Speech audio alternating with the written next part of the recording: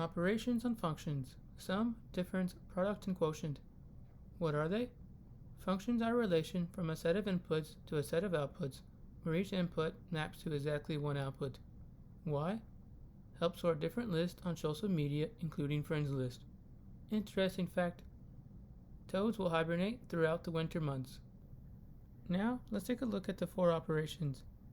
Here we have the notation for sum, difference, product, and quotient. We're going to take a look at each one in this video. So let's get started by taking a look at the example that we're going to discuss in today's video. Let's read the steps. Step 1, use parentheses. Step 2, follow order of operations. Step 3, combine like terms. Step 4, substitute input value. Step 5, verify the output value. Now, let's read the question. Find the sum, difference, product, and quotient of the functions when the input is 4, where f of x is equal to 2x plus 3 and g of x is equal to negative 4x plus 5. First, let's find the sum of f of x and g of x. Now, let's substitute 2x plus 3 for f of x and negative 4x plus 5 for g of x. What do you think the next step is? We should drop the parentheses. Now, let's rearrange the terms so the like terms are closer together. So now we have 2x minus 4x plus 3 plus 5. Let's combine like terms. 2x minus 4x is negative 2x, and 3 plus 5 is 8. So now we have f of x plus g of x is equal to negative 2x plus 8. Using the notation, we can rewrite it as f plus g of x is equal to negative 2x plus 8.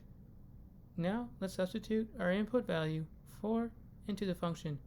So f plus g of 4 is equal to negative 2 times 4 plus 8. And negative 2 times 4 is negative 8. And negative 8 plus 8 is 0. So f plus g of 4 is equal to 0. And that is the sum of f of x and g of x when the input is 4. Let's check to see if we combine the functions properly by substituting our input value 4 into f of x and g of x. Now, let's simplify. F of 4 is equal to 2 times 4 plus 3. 2 times 4 is 8, and 8 plus 3 is 11. So f of 4 is equal to 11. Now, let's simplify. G of 4 is equal to negative 4 times 4 plus 5. And negative 4 times 4 is negative 16, and negative 16 plus 5 is negative 11. So g of 4 is equal to negative 11. Now we can add f of 4 and g of 4. Let's bring down the numbers, and 11 plus negative 11 is 0. Now we just verified the sum. Let's move on to the difference of f of x and g of x. Let's substitute 2x plus 3 for f of x and negative 4x plus 5 for g of x. What do you think the next step is? We need to distribute that negative to each term inside the parentheses. So now we have 2x plus 3 plus 4x minus 5. Let's rearrange the terms so the like terms are closer together. So now we have f of x minus g of x is equal to 2x plus 4x plus 3 minus 5. Let's combine like terms. 2x plus 4x is 6x, and 3 minus 5 is negative 2. So f of x minus g of x is equal to 6x minus 2. Using the notation, we can rewrite it as f minus g of x is equal to 6x minus 2. Now, let's substitute our input 4 into the function. So f minus g of 4 is equal to 6 times 4 minus 2. And 6 times 4 is 24, and 24 minus 2 is 22. So f minus g of 4 is 22. And that is the difference of f of x and g of x when the input is 4. Let's check to see if we combine the functions properly. We already know f of 4 is 11 and g of 4 is negative 11. Now we can subtract f of 4 and g of 4. Let's bring down the numbers. And 11 minus negative 11 is 22. Now we just verify the difference. Let's move on to the product of f of x and g of x.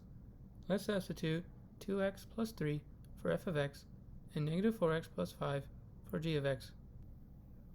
What do you think the next step is?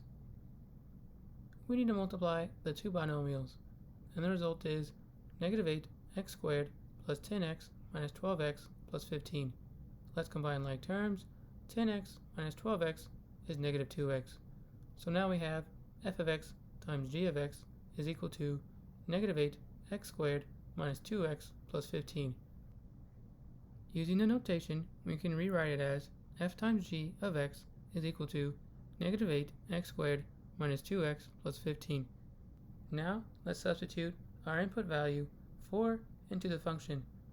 So f times g of 4 is equal to negative 8 times 4 squared minus 2 times 4 plus 15. Let's simplify. Negative 8 times 4 squared becomes negative 128, and minus 2 times 4 becomes minus 8. So f times g of 4 is equal to negative 128 minus 8 plus 15, which is negative 121.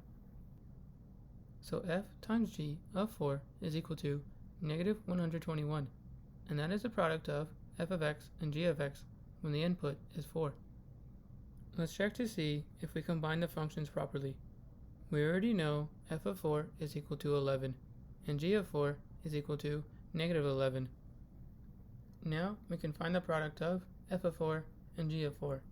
Let's bring down the numbers, and 11 times negative 11 is negative 121. Now we just verified the product. Let's move on to the quotient of f of x and g of x. Now let's substitute 2x plus 3 for f of x and negative 4x plus 5 for g of x. What do you think the next step is? Luckily for us, this is our answer. So f of x divided by g of x is equal to 2x plus 3 all over negative 4x plus 5. Using the notation, we can rewrite it as f divided by g of x is equal to 2x plus 3 all over negative 4x plus 5. Now, let's substitute our input 4 into the function. So f divided by g of 4 is equal to 2 times 4 plus 3 all over negative 4 times 4 plus 5. Let's simplify. 2 times 4 plus 3 is 11. Negative 4 times 4 plus 5 is negative 11. And 11 divided by negative 11 is negative 1. So f divided by g of 4 is equal to negative 1. And that is the quotient of f of x and g of x when the input is 4. Let's check to see if we combine the functions properly. We already know f of 4 is equal to 11 and g of 4 is equal to negative 11. Now we can divide f of 4 and g of 4. Let's bring down the numbers, and 11 divided by negative 11 is negative 1. Now we just verified the quotient. Now it is your turn, so go ahead and pause the video here so you can take your time to answer this question, and I'll show you the results in 3, 2, and 1. Here is sum part 1, here is sum part 2, here is difference part 1, here is difference part 2, here is product part 1, here's product part 2, here's quotient part 1, here's quotient part 2. Did you get it correct? Fantastic. If not, there's always tomorrow.